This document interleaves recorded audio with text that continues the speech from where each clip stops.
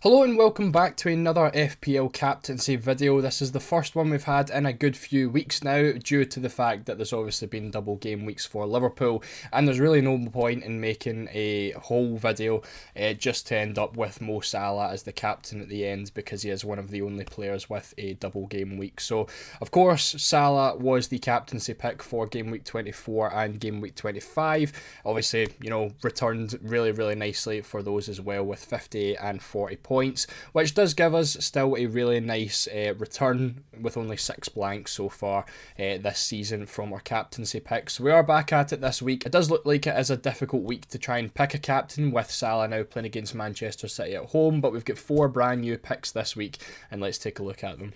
So these are our picks on screen. Before we get into it, make sure to leave a like on the video and subscribe if you are new here, because we do captaincy videos, transfer videos, team selection videos, and everything else that you really need for FPL. But our 4 picks are a little bit different, as they usually are. There's no Haaland this time, there's no Cole Palmer this time. We do still have Salah and we do still have Isak, 2 players who are in here regularly, but we have replaced Palmer and Haaland with Brian Mbeumo and Dango, and who have really nice fixtures and are obviously 2 really good players that are on form at the minute. So we've got 3 midfielders in our captaincy choices, and Isak, again, a mix of home and away fixtures as well. Salah obviously with a difficult one, playing against Man City away. Dango has a nice fixture at home against Wolves. Buemo against Leicester away from home is a really nice one for him.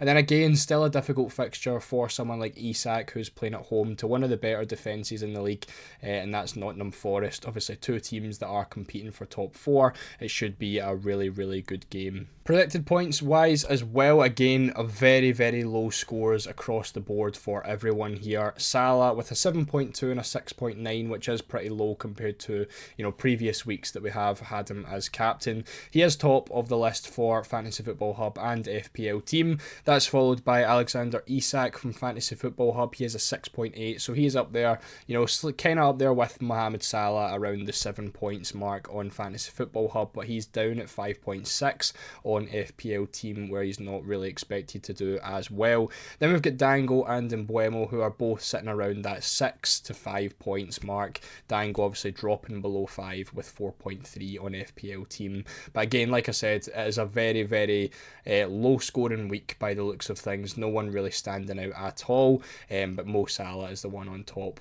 As far as the stats go, of course, it is going to be Mohamed Salah at the top of the expected goals and the expected assists, after having the best FPL season that he has ever had. I believe he has now surpassed his best ever FPL season, and is on his way, with still 10-12 game weeks to go, to have a really good season. XG, way above everyone else, 5 above second best, which is Isak, and the same with expected assists, just a little bit above Brian Mbeumo, but he does have 12 more assists than Mbeumo does. When it comes to the return chance, however, it is Isak who's on top, beating Salah by 1%. Obviously Isak with the home fixture against Nottingham Forest, that's probably what does contribute to it more. Obviously Salah with the away fixture against Manchester City does put him a little bit lower. Isak also takes first place when it comes to goal scoring odds this week, so again the home fixture playing a big part of this. Of course, we get all of these stats from Odds Checker, just in case you did want to go and look for yourself. But Isak is just a little bit ahead of Salah in terms of goal scoring odds. He has a 45% chance of picking up a goal against Nottingham Forest, whereas Salah only has a 42% chance of scoring against Man City. Isak's also leading the way when it comes to 2 or more goals, again by a very small percentage, only 2% ahead of Mohamed Salah, and they are even for opponents' clean sheet odds as well. City and Forest have the same chance of a clean sheet this week, but it is Wolves who have the lowest clean sheet chance this week for our 4 picks, which could be a decent one for someone like Dango Utara. Again, when it comes to the actual scoring odds, though, he is just a fair bit lower, 12% of a less chance than Isak to score, but definitely something to keep in mind. Bournemouth are expected to score some goals against Wolves.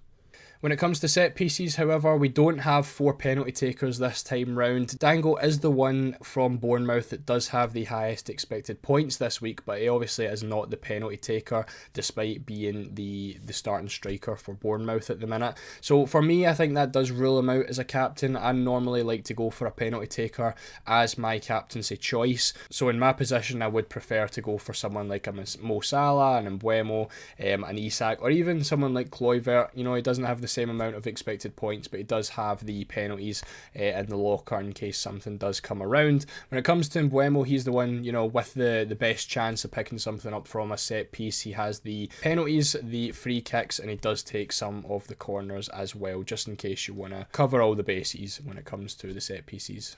In terms of rest this week, everyone has had a full week's rest since their last Premier League game. Everyone apart from Mohamed Salah, who did play against Aston Villa on Wednesday. Obviously, they had the double game week, so he played his second match of game week 25 on Wednesday. So he is getting the least amount of rest. He's only getting 3 days between the Aston Villa match and that Manchester City match. So realistically, looking at all the stats we've had so far, you know, Salah hasn't had the highest goal odds. He has had the highest expected points, but he also gets the least rest, and the clean sheet odds aren't actually in Liverpool's favour. So if you were going to think of any week to go against Mohamed Salah, this could be a decent one to go for. You know, again, Isak isn't really ahead of Salah too much, you know, so if you were deciding between Isak and Salah, I still think Salah is looking like the better pick considering the form he's been in literally all season. But if you have, you know, a very rogue pick somewhere that you are feeling this week, it could be a decent shout to go against him. Again, the Salah over Isak pick is slightly backed up here with obviously Man City being a worse defence than Nottingham Forest. City are the 12th worst defence so far when it comes to expected goals conceded. As far as chances go, however, you know, City are still pretty compact when it comes to, you know, chances conceded down the wing.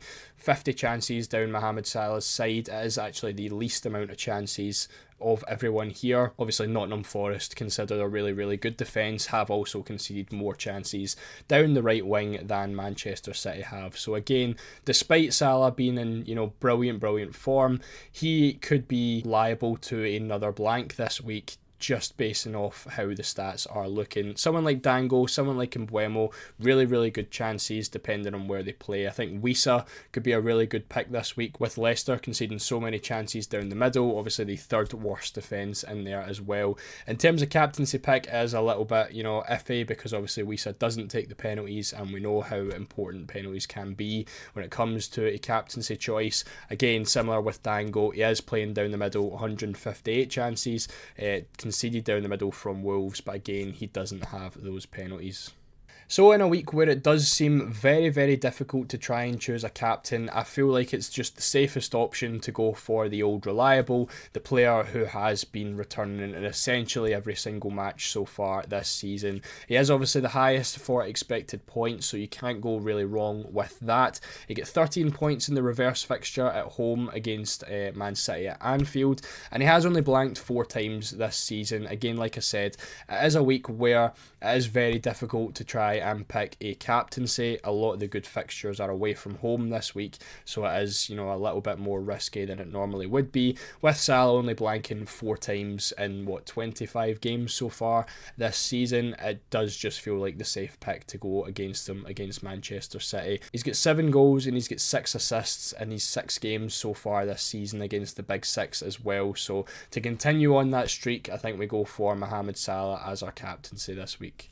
However, if you aren't feeling that and you want to go for a big differential this week, my eyes would be on Ethan Nwaneri. He's obviously playing at right wing for Arsenal this week, and like I said, huge differential. You know, I imagine like he's going to be captained by a very low percentage of players this week. But the reason why I've got him as a differential captain is because of the chances that West Ham have conceded. They are first for chances conceded down the right hand side. You can see that there on the right hand side of the graphic. West Ham with 103 chances down the right, followed by Brentford with 98, Southampton with 90 and Ipswich with 85. So if there's any time for a right winger and a team coming up against West Ham to do well, is this week. Basing it off of Nwaneri's last couple of games as well, he obviously played against Man City a couple of weeks ago, only played 6 minutes, picked up a goal in that, played 53 matches in the Cup against Newcastle, where he didn't really perform too great,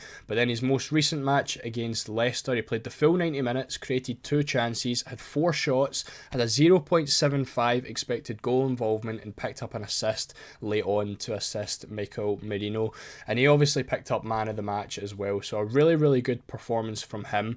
If, like I said, you want to go against Mohamed Salah, this would be a really big differential pick. In my opinion, I think it would just be a really good option to own him in general, but as a captaincy, he also looks really nice. So let me know what you think down in the comments section. Are you going to play the risky move and go against Mohamed Salah? If you are, make sure to let me know who you are going to go for instead. Make sure to leave a like on the video, make sure to subscribe as well if you enjoyed, and I'll see you all in the next one.